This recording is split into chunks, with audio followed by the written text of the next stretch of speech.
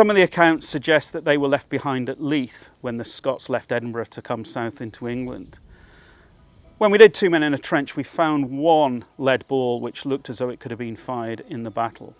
But the evidence points to James IV and the Scots not using these firearms, simply relying on the pike used in blocks. King Louis of France, in support of James against the English, sends the required weapons, the long pikes, the early handguns, the hackbutts or arquebus, to Scotland. But he also sends a number of military advisors or captains to train the Scots in this complicated technique. Some sources say there are 20, some say 40, plus some men-at-arms. And these guys are distributed among the pike blocks at Flodden, and some of them are certainly killed. The problem is there isn't enough time to train a Scottish army of some 30,000 in this technique. But it's not just about the pikes. This is a combined arms technique. There are those handguns. They are to be used in conjunction with the pikes, along with short arms, swords and daggers, etc. And it all falls apart on the steep slopes of Flodden, apart from on the Scottish left flank, where, yes, there is a shallower slope.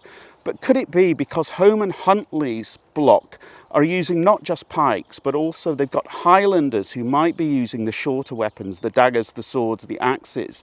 Later on, they become known as sword and buckler men, the buckler being a small round shield. And if they are fighting in conjunction with the pikes, how are they doing it?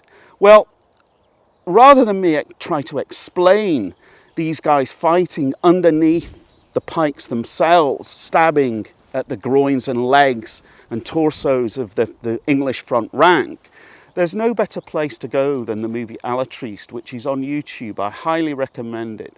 And it shows a scene from the Battle of Rocroi between the French and the Spanish. It's a French victory.